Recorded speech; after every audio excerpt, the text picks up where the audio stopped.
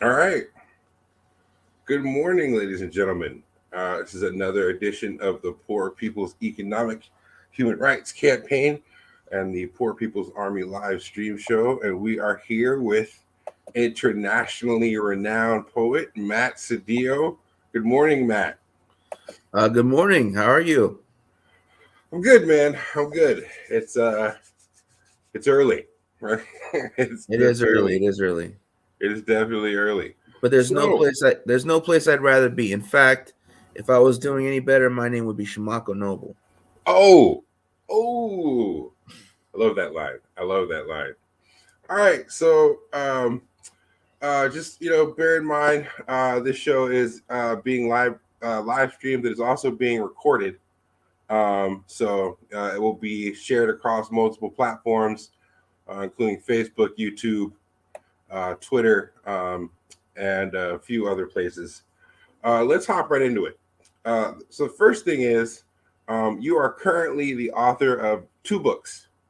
Why don't we talk a little bit about both of those books, um, kind of what inspired them, and what they're about? Right. Well, okay. Well, I should start with the one that came out in really 2020, but in December, technically in December 2019, which is this one here, "Mowing Leaves the Grass." Now, "Mowing Leaves the Grass." Um, I wrote this book essentially. It took me years to write this book, really, but over the last like 7 or 8 years, kind of poems I'd written.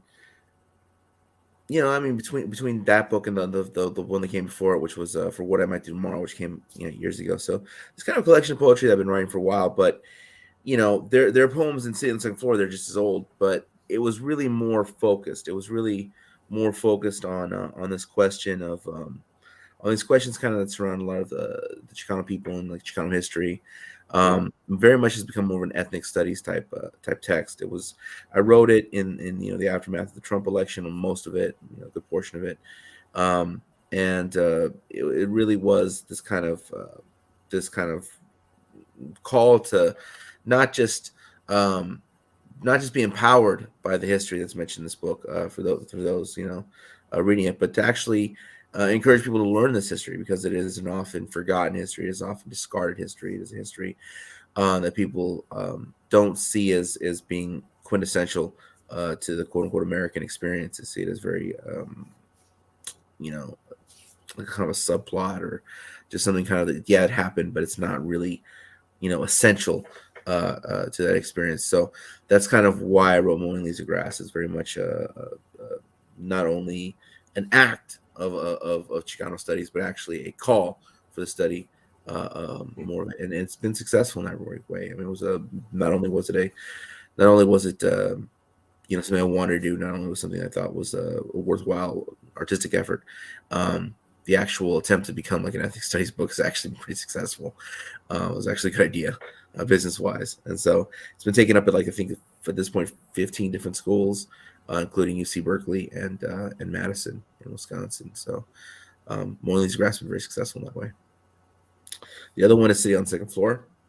That one is relatively new, but it's also doing pretty well. And that one's more like a sociology book. That one's more like a Marxist geography type book. That book's really more about how the cities themselves are built against the people that live in them. That the cities are essentially functioning for your exploitation. The way that the highways operate, the way that the buildings operate, the way everything is set up, it's set up to either exploit people or exclude people. You either are going to be have a limited amount of access to things, or you're going to be there to labor to make someone else richer. And so that's why it's called City on the Second Floor, which is actually based on a hotel downtown, the Bonaventure, where you can cross all these different bridges in order to avoid the street. So you can avoid the people walking to work, or you can avoid people who have houses, people, whatever. You can avoid everybody. Keith goes to Starbucks, back to the hotel, whatever your business day includes. And so that's kind of where I got the title. Someone asked me City on the Second Floor based on Metropolis. I said, no, it's based on the Bonaventure, but the Bonaventure itself is based on, Fritz Lang's Metropolis. So that was my answer. So you've been um, pretty active and visible as a poet and a cultural worker. It's well over 20 years. Is that fair? Yeah, but just about, Wow. yeah. I think I might be just shy of 20 years, but yeah, it's been Yeah. a long time. um, what would you say, or how would you characterize um, sort of the value and the utilization of culture in movement? Um, and would you say that sort of right now it is or is not used as an effective tool? Well, I mean, when we say culture, I think like largely we're talking about like the arts. I think most people mean the arts. If the question broadly is culture, I mean that's kind of like almost everything. I mean, what is not culture? I mean, maybe the hard sciences aren't culture, and everything else is culture. I'm not exactly sure. But speaking specifically to the arts, I know that's the first. If you want to broaden the question, we can do it from there.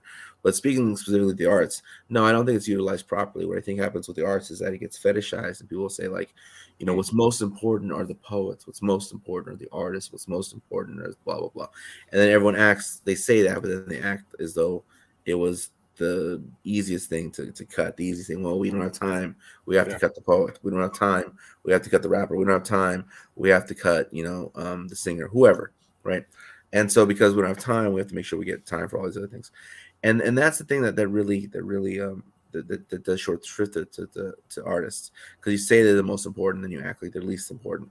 And it's my belief that the art is actually, I don't think that saying it's the most important is actually true either.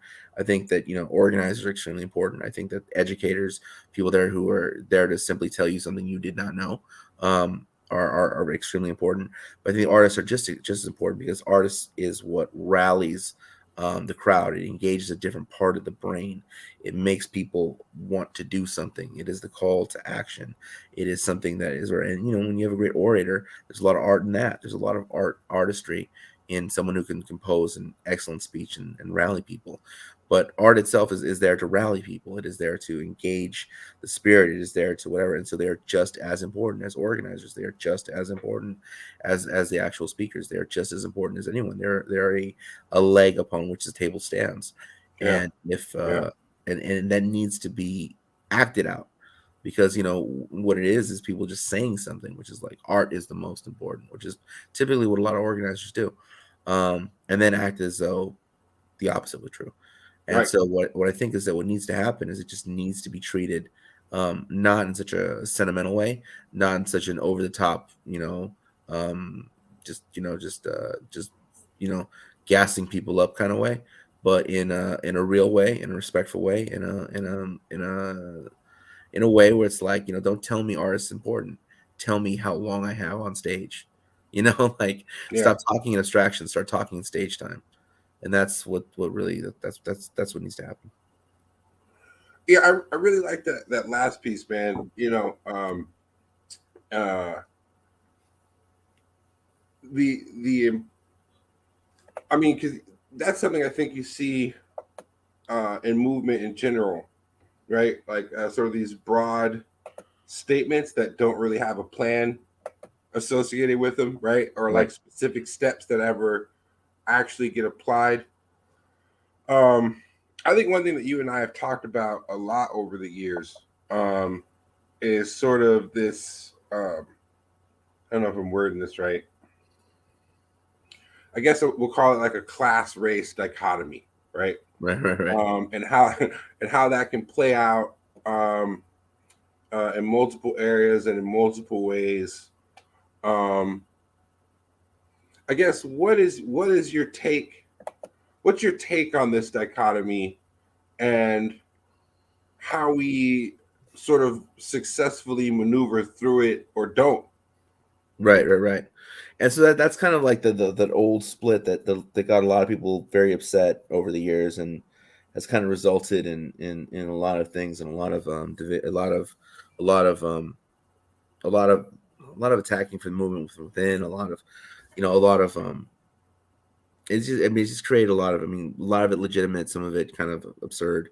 um I mean, it's wreaked havoc, right? Especially over the last few years. And like in an old school way of saying that would be like, this is my race book, this is my class book. But of course, that's ridiculous. That's a ridiculous way of dividing things. I mean, Yeah. when people talk about race, what they're talking about is history. I mean, we're talking about history. We're talking about this country conquered that country. This nation conquered that nation. This group of people were forced into this situation. This group of people colonized this group of people, took them out of their own economy and plugged them into theirs. And so that is class. That is the foundations of an economy. And when people typically say they're talking about class, what they mean to say is that even the workers in these conquering nations, they too are exploited, right? But you can just say that. You don't have to do all this mental gymnastics. This country conquered that country, and in doing that, these people from this country went to war. Now you could say, in order to do that, now you could say all kinds of things about the country that sent its people to war to go and die, and they went to go kill and die, and they themselves were put at great risk in order to do this, and their lives were cut short, and et cetera, et cetera, et cetera, all these bad things. But nonetheless, it is this country that conquered that one. It's not this general exploitation. It's not this general man's inhumanity to man, or whatever phrase some people like to use. That's not what it is. I mean, Rwanda is not out there bombing France. The Belgians are not getting bombed by Haiti. Bolivia is not conquering England, and et cetera, et cetera, et cetera. I mean, there is history, and it is this country did this to that country. The people in this country have an economy that's based upon the exploitation. It's based upon the theft of resource from this country. These things are true, right? And that's what we end up calling race. But then you have this thing called class. And when they say class, what they mean is that even the people in England, even the people in Belgium, even the people in the United States of America, even the people in Japan, even the people, et cetera, et cetera, et cetera, they too suffer. They too are exploited. They too have this worker-owner relationship that they have to deal with. They too have their labor is built to make someone else rich. So that's class in the old way of looking at it. But the reality is, what we're talking about with both is just the economy, and we can say that without having to say a lot of things that are alienating and jarring to each other, or to anyone, or just in the air. It's funny, man, because I remember what year it was. I want to say it was 2013 or 2014. You took a picture with two middle fingers at Trump Tower. Yeah. And it was before, Trump was even a consideration for president. And, I'm curious, sort of given that analysis, sort of what your perspective is, or was,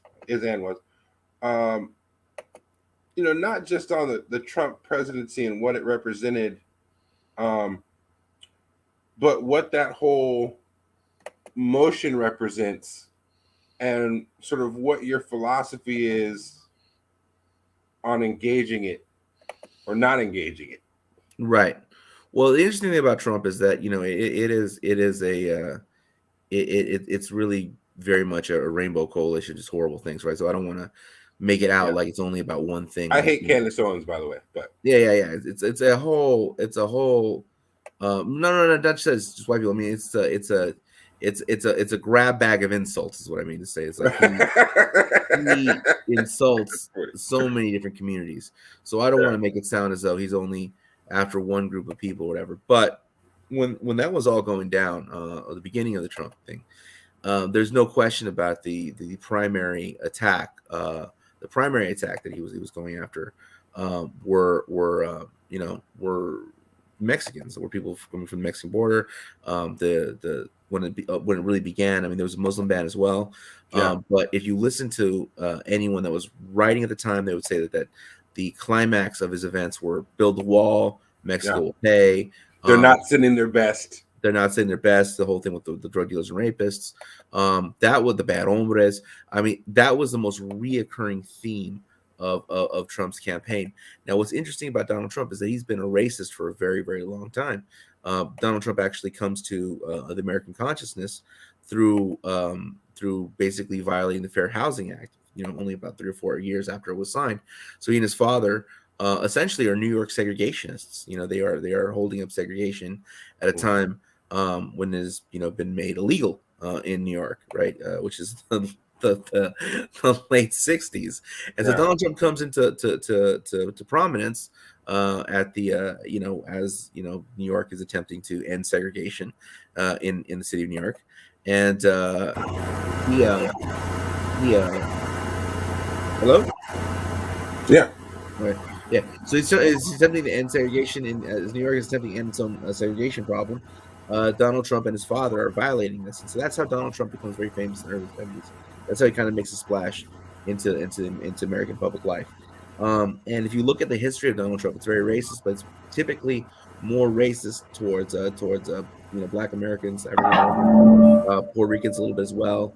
Something with American Indians as well. There's some incidents there, but it's not very anti-Mexican. It's just not part of his general whatever. And it's not until he runs for president that he really starts, going after Mexicans, going after the Mexican border. And I really think a lot of his campaign is based upon a book by Ann Coulter called Adios America, which itself is a book based on Pat Buchanan's a threat to I think it's called Threat to Civilization, and Samuel Huntington's Who Are We? Wherein basically both of them are saying that if there's too much migration coming in from principally Mexico, but other countries in Latin America, that America will no longer be America. Right. And so that was kind of like this impetus that begins in the 90s, which is really after NAFTA. And you have this huge wave of migration of people that aren't kind of coming back and forth, but rather staying and placing roots. And that's when the population really begins to explode. And so that whole historical movement, this changing of demographics, all these things culminate in Trump seeing that what he needs to do is defeat Jeb Bush. Jeb Bush is the front runner. He's been the front runner before this thing even began. And Jeb, his concept is that he's going to bring in, the quote unquote Hispanic vote. And because everyone looking at Mitt Romney having lost it. And so when that happened and Jeb comes out and he's starting cutting out in Spanish, well, obviously I know how to attack Jeb. Jeb is weak on the Mexican question. So he goes after Jeb Bush on this question of Mexicans, and it explodes and takes on a life of its own. And so he keeps hitting it over and over and over again. He makes the politics of Arizona central to his politics of national campaign. Now that's new. The politics of talking about building a wall, the politics about saying they're coming over, taking over a country. That's how you get elected in Arizona. That's how you get elected in, an earlier manifestation in the 90s in California with Pete Wilson, Prop 187. That's how you get elected in certain counties in California. That's how you get elected in Texas. That's how you get elected in certain counties in New Mexico. That's how you get elected in certain places in the Southwest. That's not necessarily a winning national ticket, but all of a sudden it became a winning national ticket. Why? Well, because of the changing demographics. It's because of these questions like, wait a minute, if there's too many Mexicans in America, it's no longer America. And so that becomes the whole impetus behind writing Mowing Leaves Grass, became the whole impetus of why I was so passionately against Trump. And it became this thing that alienated me from a lot of my comrades and a lot of just general, communists in general, but by going after not just Trump, but actually his base and saying, like, look at these people, they're going off on them. And what they saw were wayward members of the working class. What I saw was a growing lynch mob, and I was not at all sympathetic to that. Now, what's interesting is that when Donald Trump is just basically just kind of generally seen now just generally racist against general populations, a lot of those same comrades, a lot of those same white communists are now like, oh yeah, Donald Trump's racist, but would not accept that when his primary target was Mexican, which makes me think they're racist. And I still hold to that. And it's still 2 fingers up if I see you in the streets. No doubt. Wow. Thank you for that one. So I guess describe for us, if you will, um, your understanding of modern fascism, and how to combat it in this time. Yeah. Well, what's interesting is when we talk about fascism, we got to be really like, it's interesting. How do we define this, right? Because if we're talking about the merger of state and corporation, that Mussolini kind of definition, America's been fascist since the beginning. America's it's been fascist before it was America. America, I mean, capitalism itself. I mean, like the origins of capitalism would have been fascistic if you look at the charters and stuff like that from like the British East India Company, the Dutch East India Company, all the privateers, all that stuff was a complete. Depending on how you want to date the beginning of capitalism, the conquistadors themselves. I mean, these were like state-backed private ventures. I mean, I guess what they call them today, public-private partnerships, right? That's that. But that is the origins of all of this of mercantilism and capitalism. It was that. So if you want to define it that way, I mean, it's really hard to say that America wasn't it fascist. But then if you want to if you want to kind of talk about this kind of elimination of civil society, this elimination of aspects of you know of any kind of welfare state, which the United States is a very weak welfare state, but it's always had some kind of welfare state because you really can't have capitalism without some type of welfare state. And then when I say what I mean by that, what's called a welfare state. What I mean by that is you can't have it without some kind of civic society. If you want to have workers, they have to know how to read. They have to know how to do this. If you want to work in a factory, they have to know how to read. They have to know how to do some basic math. So then you need a school to teach them that. You need to make sure they don't die of squalor. So you need to make sure you have a sanitation system. And the best way to do all that is just get them to pay for themselves through taxation. And so that's kind of why we have those elements of civic society. It's set up so that we don't die, and so that we have the certain skill sets, so that we can go on the workforce and be exploited. That's why we have these things. And so in order for capitalism to work, it needs to have produce and reproduce the worker, and the ability to have the worker. So that's kind of what we're looking at. But nowadays, I mean, we're looking at a process that sometimes I feel like a lot of people we know kind of exaggerate its current presence. But it definitely is happening, and it's been happening all my life. It's been happening all of your life. It's been happening if you were born anytime after 75. It's been happening all of your life, and it's a process. And it's bit by bit by bit by bit by bit, which is the elimination of labor, through machines. And so when that labor starts getting eliminated, the need for certain elements of civic society diminish. And as it diminishes, the opportunities for people diminish, which is why we went from an industrial economy to a service economy to a gig economy to, I don't know where we're now, like we're transitioning to the side hustle economy, which is going to translate into the scrounge economy, and that's kind of, what they keep preparing us for, worse and worse and worse. Now, under all that, some people would define fascism as not just a brutal system or the state just getting more brutal, but actually the involvement of everyday people in the terror itself, and it's kind of a lynch mob type culture. So I see that in America. I see it very much happening, and I see it very much happening over this question of I thought this was America, kind of attitude. And it's sad to say that it's not. It's easy to say that it's just white nationalism. It's easy to say that it's just this revival of like old school kind of white racism. But if you actually look at a lot of people that are participating in it, look at the people that are interested in it. You look at something like you mentioned earlier, Candace Owens. Well, Candace Owens isn't just a personality or somebody out there. Candace Owens is works for Charlie Kirk. And Charlie Kirk runs Turning Point USA. And Turning Point USA is an extremely effective organizer on college campuses to get people more right wing. And Turning Point USA is very, very good at its non-white recruitment. That is what they do. That's what they specialize in. That's what they go after. There's a reason why Candace Owens, who doesn't actually own the company, is the face of the company. I mean, they are actively attempting to make that the face of things. But I've been on campus. I've been on campuses where I'm being protested by members of Turning Point. I'm telling you, they're not white.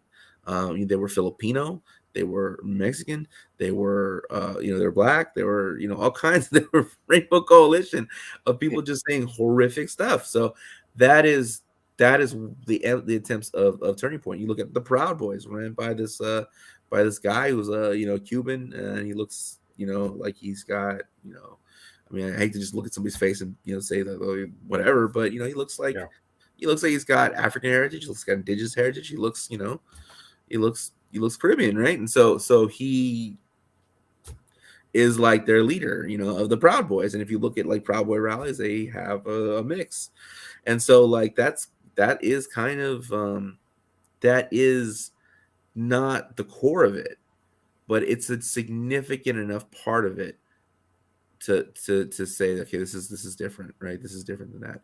And if you look at when we talk about engaging members of the population against the broader society, in engaging in horrific acts of terror. This happened the world over. This has happened the world over.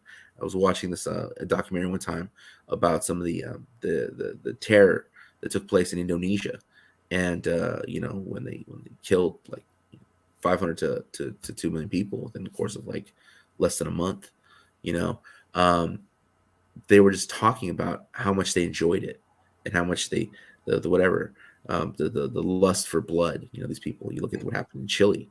Under Pinochet. You look at where you can get people to kill people who look just like them, if you just empower them a little bit and tell them.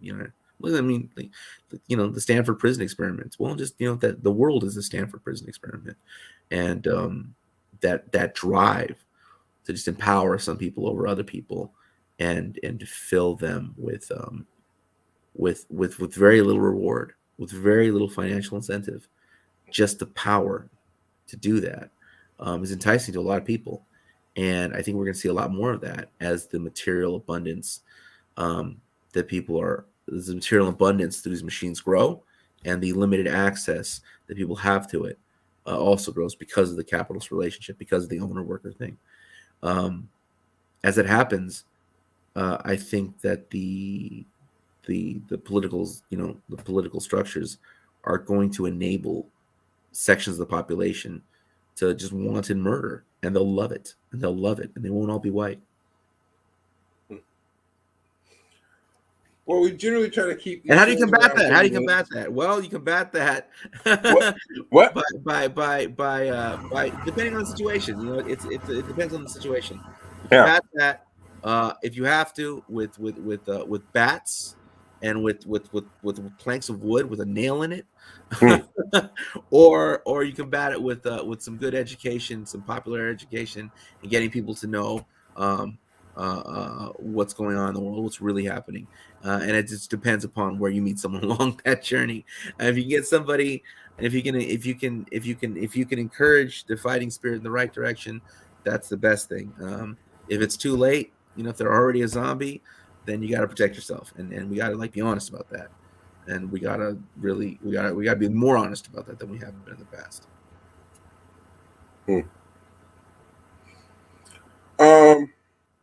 Well, we try to keep the show around 30 minutes usually. For some people, it's easier to stay there than others. Some people are just really interesting. So, what I would like to do, if you're up to it, is sort of close out with a piece. Okay.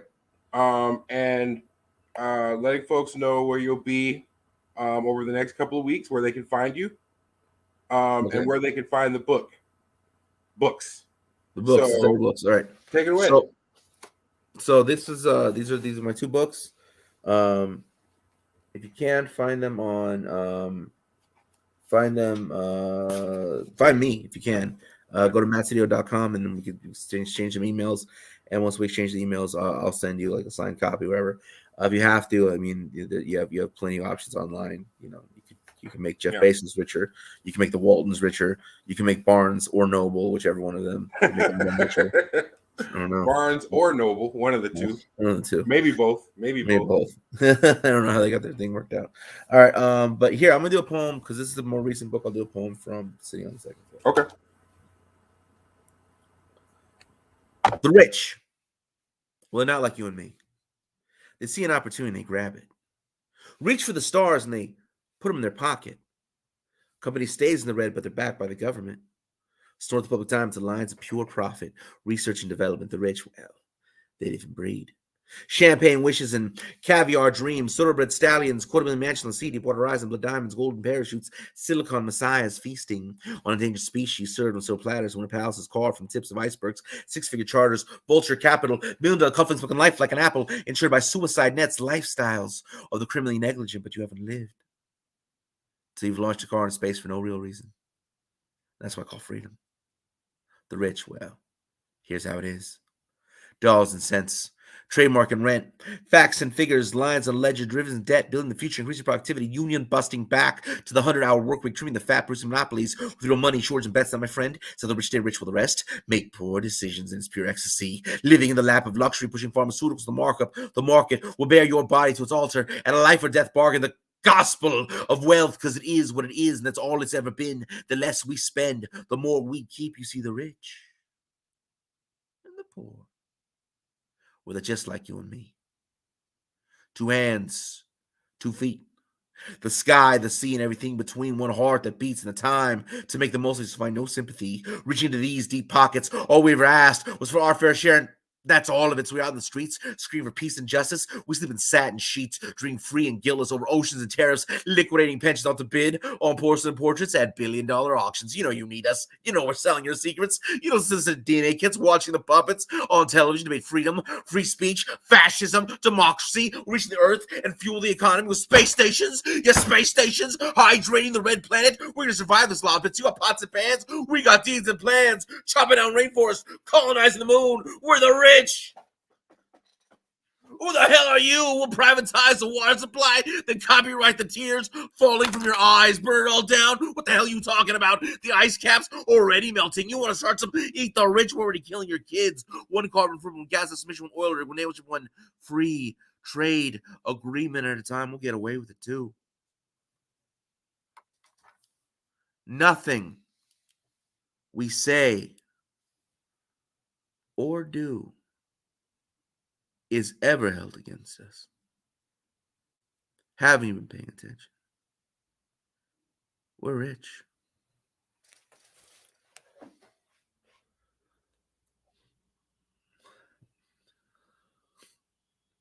I can't hear you.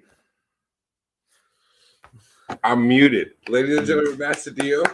Yeah. So, and where can people see you in the next couple of weeks? I don't know. Is this only audio? Or is this going to be a video as well?